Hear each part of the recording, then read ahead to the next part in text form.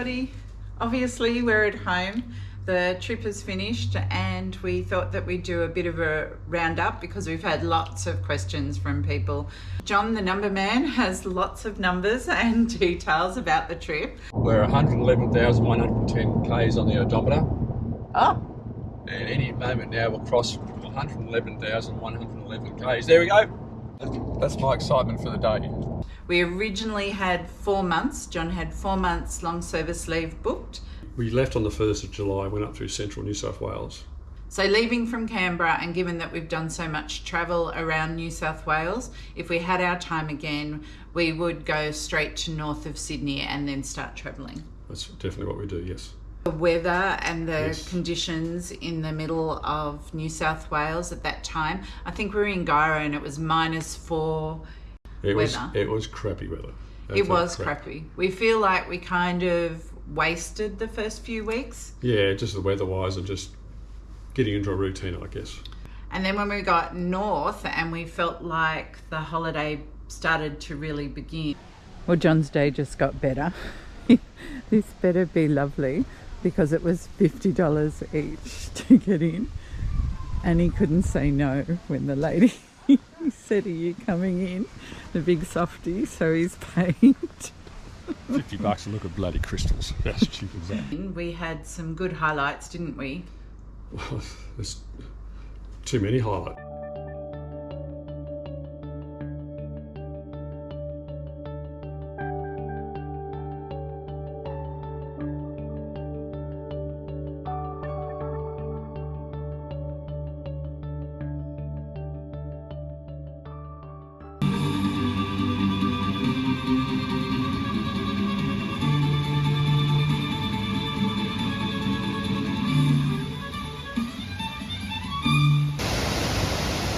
Fraser Island was probably... Kagari. I think Fraser was probably the highlight of the whole trip, I think. Oh. I think, yes.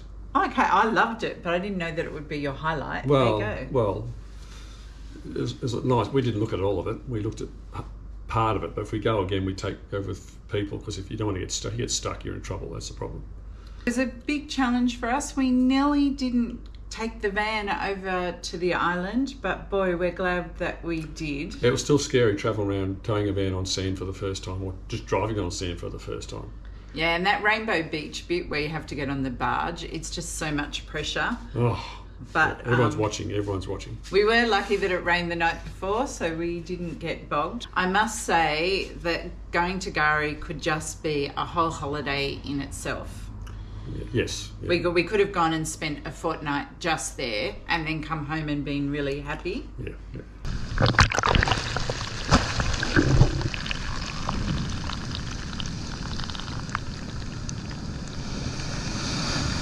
And we kind of felt a little bit that way when we got to the Daintree. Yeah, Daintree is not a nice spot, actually, yeah. It could have been a whole other holiday on its own. Yeah. And again, if we went there, we'd like to go with someone else so that we could do the Bloomfield track, not taking the van. Don't get me wrong, I very, very much know that you just shouldn't take a van up there. No chance in hell. But when you come out the other end, like we obviously drove around, so we went up to the Daintree, then we come back down to Cairns, drove back up the ridge and around, and we come out at Cooktown. Cooktown, yes. We stayed there a couple of nights, yes. Yeah, and we still got to go to the famous pub. Lion's Den. I wrote it on the roof. Yeah, that's right. I wrote it on the roof, yeah. So we did tick off everything, but of course as we travelled there were more things to tick off. Yeah, once we left Cairns and started heading north, then we got to Lakeland. Got to Lakeland. Yeah, that's right. That was basically the start of Cape York experience. So what I found amazing is we got to Cairns, we already travelled 4,000 Ks. We still had 1,000 Ks to go to get to the top. It's been really flat since Lakeland for a lot of it, and we could see this range and it sort of was wrapping around us. We're still unsealed. It'll be sealed, we think, until Laura. And that was basically the start of Cape York. And we half an hour of road, and then it was just dirt, nearly all the way up to the top. And so the fun begins. Yeah. And it was just a whole different culture and feeling up there. There was nothing wrong. I often travel solo with the van, and I feel like I could travel solo up to the tip and be safe. But what I felt unsure about, and probably wouldn't do it on my own, is because mechanically I just don't understand the car enough to know what to check constantly. It was exhausting. You checked every time we stopped, you were checking bolts and bits and pieces. I'm the most unmechanical person there is, but I learned a fair bit going on this trip. Yes. We were told that we were late in the season, so most people must head up there around May. First night we stayed at the Roadhouse. In fact, we chose to stay at all of the roadhouses. We just wanted to experience it. You could easily camp along the road. There was plenty of turn-offs and stuff.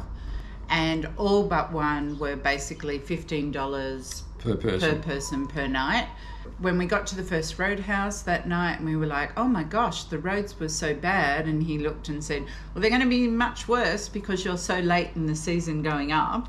And it was just something that we didn't realise. I mean, we left Lakeland on the 3rd of August, filled up there at Lakeland, and then we hadn't booked anything till Punson Bay till the 10th of August.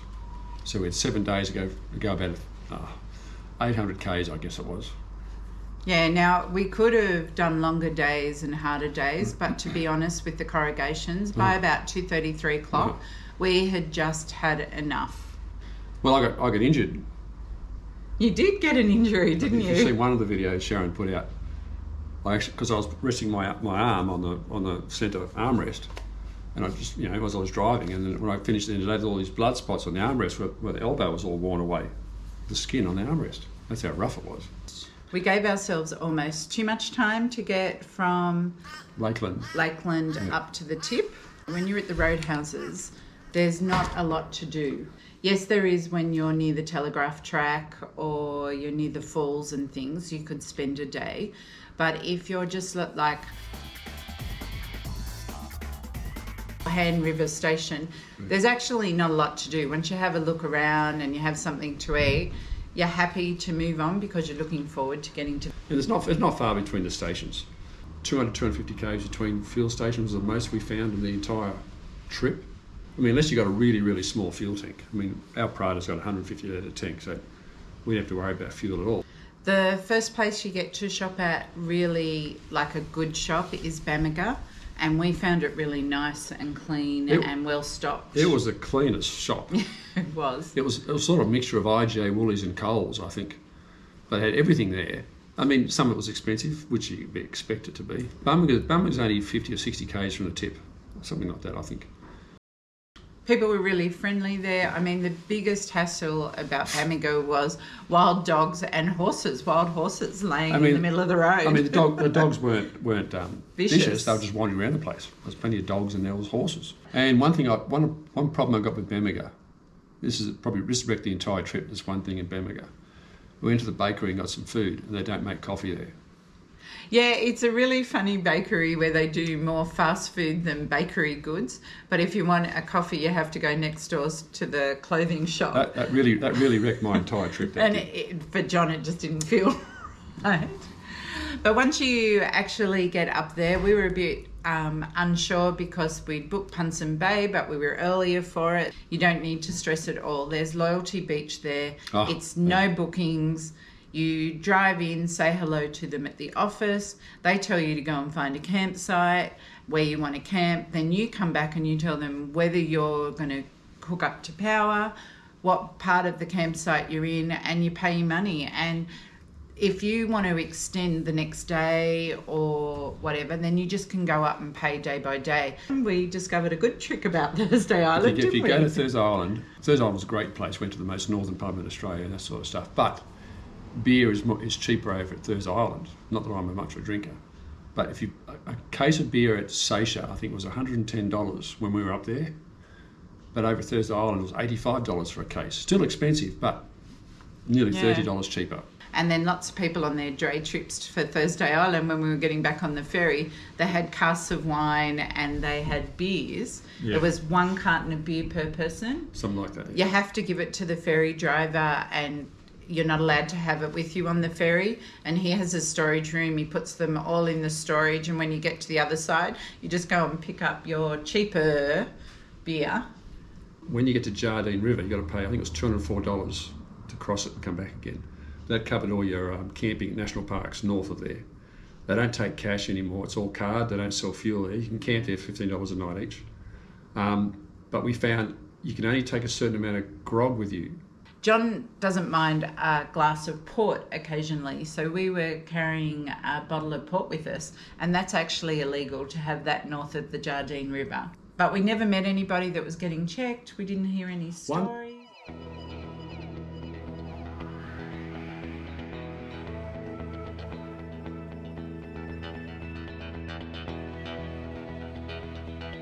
The tip was great to get to. It was easy to drive to. There's 2 tracks, and they tell you when you check in that one of the tracks for us when we were up there was not really so great to drive unless you really wanted to do a specific hard 4-wheel drive track.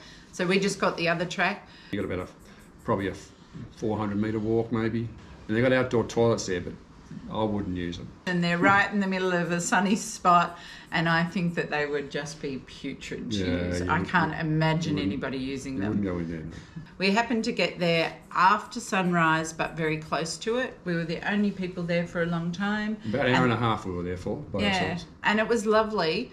But you do also want somebody there to take the photo with the sign, because we don't have a selfie stick or anything. So we stood around just stood around waiting for someone to turn up and take our photo.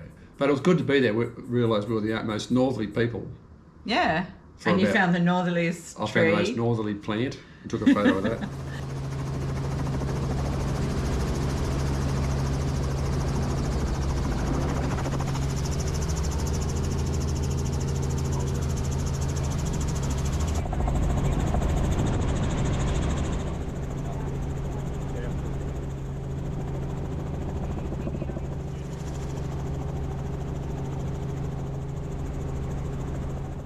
After being at the tip, we were a little bit worried that the trip was over the highlight and that it would all be a bit flat after it. A bit south from there.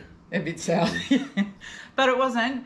We headed off to Weeper, and that was like a whole other adventure in itself. You can either go a short way, which cuts about an hour and a half, probably 2 hours off the trip, but we were told it's a pretty bad road, but someone said, no, it was good this day, so we went on, it was fine.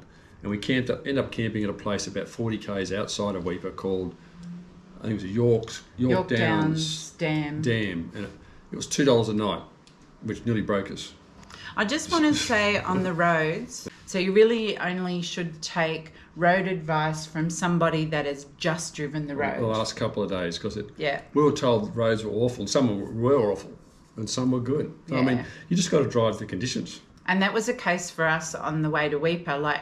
We were so close to doing the long road around because so many people would be like, oh, you'll never get the van over, there's a big dip. Spoke to a guy that's like, I just drove it yesterday, it's fine, and look at my van is double the size of yours.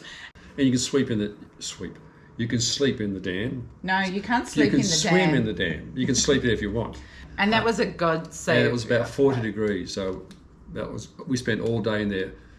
Weeper was just so different to everywhere else up there. It's because it's a Rio Tinto town owned by Gina Reinhardt sort of thing, and the shop closes at, I think it's lunchtime on Saturday. The shops. Yeah, it's like going back to live in the 1970s. Everything closes at lunchtime on a Saturday, and it doesn't open till the Monday morning. And the only thing that was open was the fishing tackle shop. Yeah, it opened all So weekend. I went there, which was a complete waste of time because I didn't catch any fish. Well, it might have been us too, because we were a little worried about the crocs up there, and they were really warning a lot of people. One thing we realised when you go into Weeper, into the caravan park, there's like a little group of people that meet at the pool the same time every day, and they seem to know each other. So after the second day, when I went to swim in the pool, a guy came over and went, oh, you've come to join our club. And I'm like, what are you talking about? And he goes, oh, we're the Broken Down Club. And there was so many people. Cars and vans. What happens up there, if you break your car or van, you've got to get towed there generally. The mechanic won't order the bit for you. You've got to order the bit for your car or van, get it shipped up there, then he'll install it. That's what happens. Yeah, so I don't know if it was a particular year where there was a lot of breakdowns, but the tow trucks were too busy. They weren't taking anybody back to Cooktown or to Cairns. No. And there was a section in the caravan park that there was quite a few cars just parked, and they were parked there, and people had left them there and flown home to work, and they were going to come back up and collect them when the parts came in. The post office doesn't open the barge container That's right. on a Monday. Yeah. So you can't go and get your parts on a Monday. I'm not really sure, Why? like that. The people we were talking to were all annoyed about it, but I'm sure that Australia Post people must have their reason for it. We saw cheap vans and we saw $200,000 vans broken. So it doesn't matter what you got. We had a few maintenance issues on the whole trip. We were travelling, I don't know where we were, up on the Peninsula Development Road, and we were doing along about 20 k's an hour as you do on those rough roads. And some young bloke, some people that comes past the other way doing some stupid speed, threw up a rock and it hit our windscreen. Just a little chip, I wasn't worried about it. Woke up the next morning, there's 2 huge cracks in the windscreen, probably a couple of feet, both went like this. When we get to Weipa, we'll get it changed. And they said they can put a new windscreen in, but they can't calibrate it. Windscreens these days need calibration. Basically, the closest place is Mariba, which is 850 k's from Weipa. So we had to drive all the way to Mariba to O'Brien to get a new windscreen put in. If we knew what we knew now, we would arrive in Weipa on Tuesday, and then we'd be able to do the big mine trip. We did get to do the croc trip. Watch crocs and that sort of stuff. And that was amazing. And one thing with Weipa Caravan Park, there's not much else to camp at Weipa. If check-in time's 11 o'clock, you can't get in until 11 o'clock. There's no getting in 5 minutes early. You've got to wait out the front, then you can go in. Yeah, so when you arrive into Weipa, you see all these caravans parked around. You can fill your tank up on the outside of the caravan That's park. right. Just outside the main gate, there's a dump point and a fresh water tank. So most people go and do that while they're waiting for the 11 o'clock, and do not park across the maintenance staff driveway. No. They are precious. I mean, it is quite a nice park. After the excitement of the unsealed roads and feeling like we were great frontiers exploring, we headed across to the middle of Australia. So on the Savannah Way. We really hadn't researched this bit. We were just like, let's go along the Savannah Way and see what we find. The best way to find things is to talk to people. That's how we found out. We just found out these people should go here, and that's what we did. And we were so lucky because Coburg Gorge and Undara lava caves are absolutely 2 of the best places I have ever seen in my life. Undara lava caves have been quoted by David Attenborough that it should be the 8th wonder of the world. I mean, we met people from all over the world. Just such unique landscapes. And we're so glad people told us about them, and we're so glad that people warned us that we needed to book. Of course, we were there a bit later in the season. It was no problem because we were there by ourselves as part of it. I know you want the freedom of not booking and you'll get there when you get there, but for those 2 locations, the inconvenience of having to meet a date was really worth it. That's the worst thing about when you book things. You know you've got to be... Normally we just travel and wing it all the way.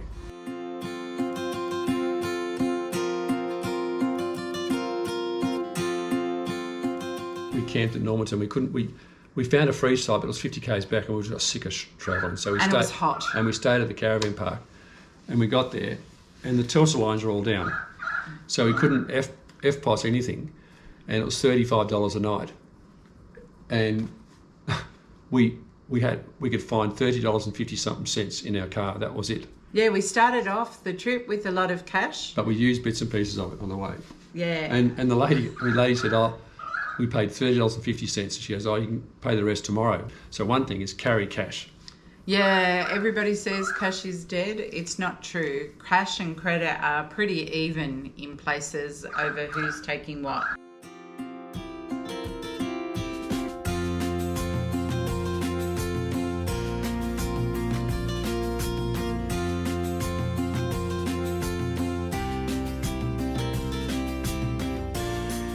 We kept driving and we ended up finding free camps then? Like Leichhardt Falls was amazing. Leichhardt Falls, it's just this road across this big rock formation, I guess.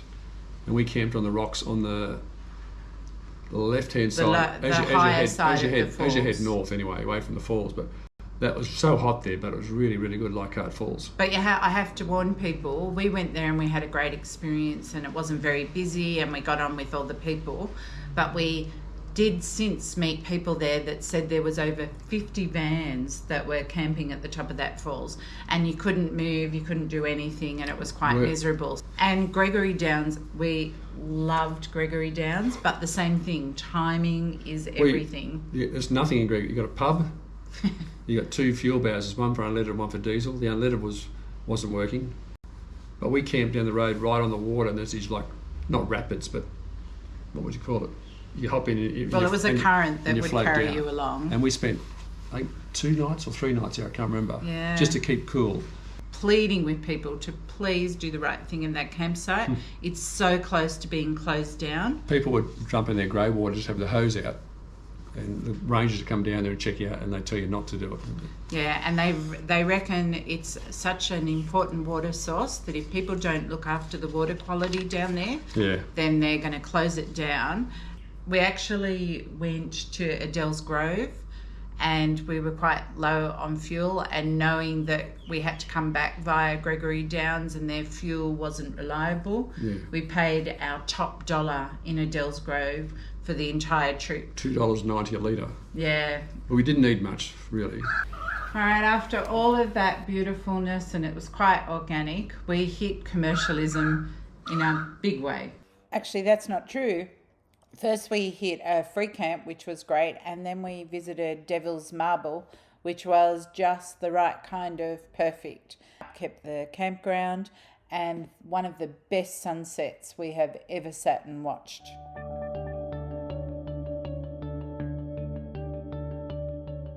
After Devil's Marbles, really needed some time out, yes? Yes.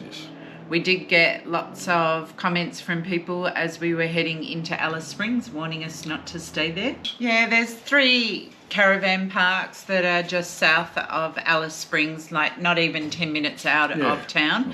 But they feel really safe, and we had no issues. And we actually spent 3 days washing, cleaning, maintenance, and just relaxing also. We felt safe while walking around town. We just didn't go out there at night time, that's all. From there we headed out to the McDonald Ranges, and we really had no expectations, except people had mentioned that we should spend a day or 2 out there. Realistically speaking, we should have spent a week out here. We just loved Ormiston Gorge.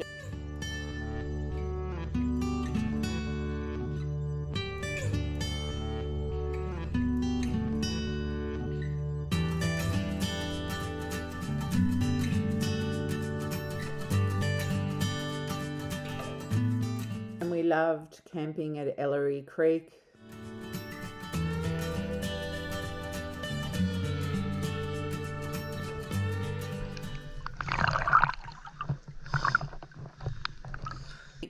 And I have to say, the pound walk from Ormiston Gorge is one of the most spectacular walks that I have ever done.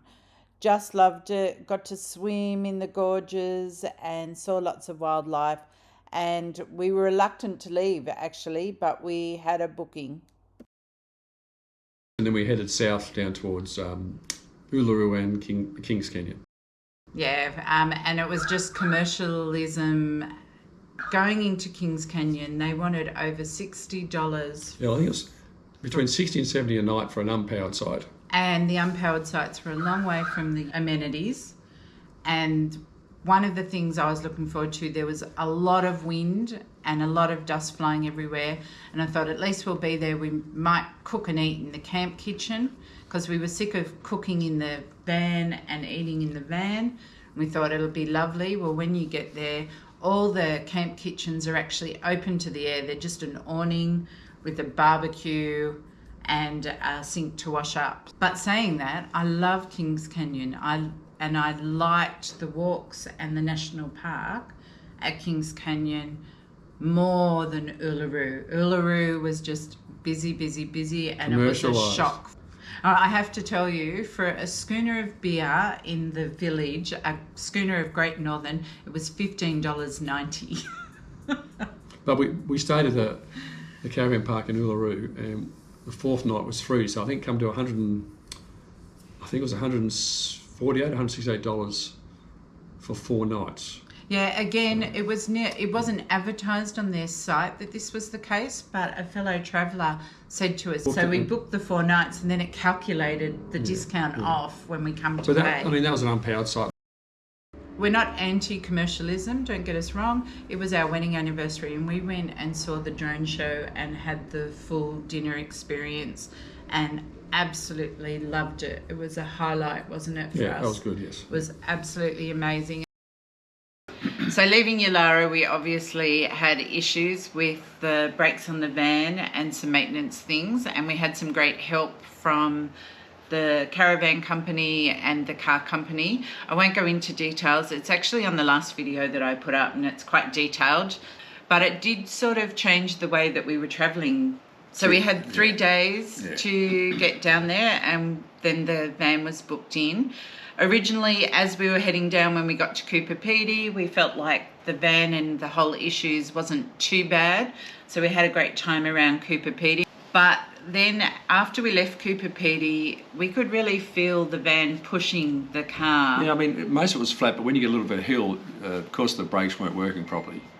It pushed the car a bit, but luckily it was fairly flat, so it wasn't too bad. We had thought that we were going to do the Udadada track, and that was really on John's list, and now it remains on his list, and we'll have to go back. Yeah, next year we'll be doing that.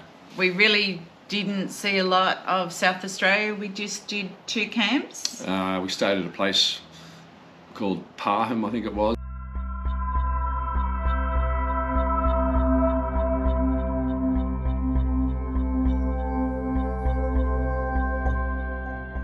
And we stayed at some place just out of Port Augusta.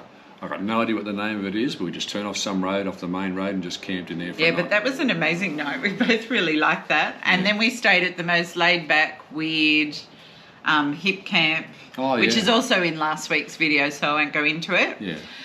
Then we thought, well, we'll continue and we'll travel around South Australia. We'll do that whole bottom pocket. The weather was starting to warm up and it was really nice, and there wasn't many crowds around.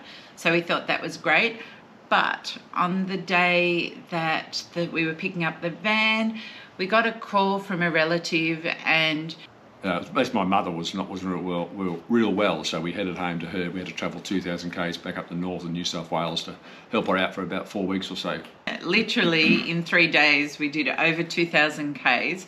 Not much videoing because we were exhausted. We were literally waking up, having a quick shower, getting in the car, driving, and then when we could not sit anymore because we were actually sore from sitting in the car. And that's where we spent the last month of John's scheduled last 4 weeks or so. So we left Murwillumbah and we actually stopped in a national park off the highway and had an amazing 3 nights. I can't remember what the name of that place was now. Again, our luck changed. Well, it didn't change, it continued. Another relative got in a spot of trouble, stuck on the side of the road with a broken car, and we had to go and rescue them and actually bring them back to Canberra in a hurry so that they both could get back to work. A very close relative, our youngest son's Ford Ranger. We thought it was the whole engine would need replacing, but it ended up being the flywheel had all these cracks in it, so we replaced the flywheel for about $1,400. Up in Sydney, it was up there for about 4 or 5 days before we had to go back and pick it up. So this is a big Excel spreadsheet I did. We travelled 17,921 k's on this trip. We towed for 15,230 of those k's. We used 2,160.67 litres of fuel. We spent $4,324.52 on diesel. The most expensive diesel was $2.90 at Adele's Grove. The cheapest diesel was, I think it was in Adelaide somewhere, $1.69 a litre. The shortest day we did was a 22k drive. Took us about a good 20 minutes. Where were we going for that? That was we were going to Foster. Oh. The longest day was 484 k's. That's when we left Adele's Grove and we stopped at a place just on the side of the road, just inside the NT border. Least amount of fuel we put in, I kept records of everything, was 30.18 litres, and the most fuel we put in was 109.59 litres. How much was that? That was $223.45. That was in Mullumbimby on the way up. I find this, our litres per 100 k's, I think it's wrong, but I've worked out over and over again. So we're averaging 8.29 kilometres per litre, which works out to be about 12.1 litres per 100 k's. I thought it'd be a bit more than that, like maybe 14-ish, but we averaged 12.1 litres per 100 k's on this trip of 17,921 kilometres, towing for 15,230 kilometres. That works out to be about $24 every 100 k's, which isn't too bad at all. But yeah, 2,160 litres of fuel, $4,300 of diesel. To be honest though, if we were travelling without time that we had to be back home, some of those times we wouldn't have moved on. We would have had rest days in between, which we didn't really do this time, and it would have worked out even cheaper. Yeah, there's a few periods there where we basically put fuel in every day for 3 or 4 days in a row, which you just need a day to have a break occasionally.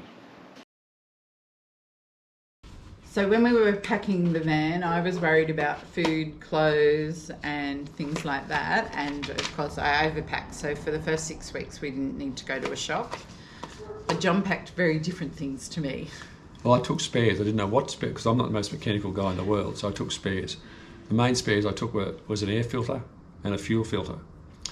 And we did change the air filter about 3 months into the trip because it was pretty dirty. Even though we got a snorkel, but it's still pretty dirty on the input side of it. I took a heap of cable ties. I took a tyre repair kit because we did find a nail or screw in one of the tyres, so we fixed that. I took a spare Anderson plug. I took a spare 7-pin flat plug for the trailer. The Anderson plug fell out once. I don't know how it fell out, but it fell out, and I had to replace that a few times. I run out of terminals, had to buy small terminals. You can't take everything. But we were told, and I think it was really good advice, if you've got the spare parts to fix little things and you're not quite sure how to do it, there's so many travellers on the road that do know how to do it, and they'll give you a hand. We took a Starlink. I think Starlink's a must. It hurts me to support Elon Musk, I just have to say. That's our trip rounded out. This has been a really hard video for me to do. For every 1 minute of the video, it's nearly 2 hours has taken me to edit it. I haven't found that hard, quite honestly. But the reason is because I had so much footage and photographs to go through, because I just didn't want everybody sitting just looking at our heads talking. That doesn't interest me particularly. So I wanted to do it the way I did. Also, John was lucky enough to get the last 4 weeks credited for your long service leave. Yeah, I got it changed from long service back to carers, so I've got that long service to take again, which we will be taking again in the very near future. Then I'm back on the road on my own. You're off to work, Mr. Howell. Leave me at work so I can pay for the diesel again. I'm planning in a separate little video just to put a picture of each campsite, how much it costs us and the costs involved at that campsite, so that people can follow the journey and just flick through for what helps them. Sounds good. And until then, until next year, we will see you on the other side. Well, that's a wrap. You want a joke? Yeah, if you've got a joke. Bit of a Christmas theme, this one. All right, off you go. What does a monk and a Christmas tree have in common? What? The balls are decorative. Oh my gosh. Very good. 8 monks don't come hassle me.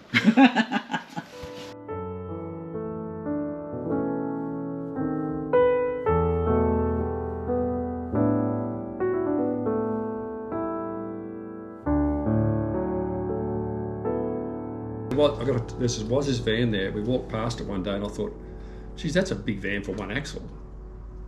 And we run into the couple that their van said, no, there was a twin axle, but one axle fell off.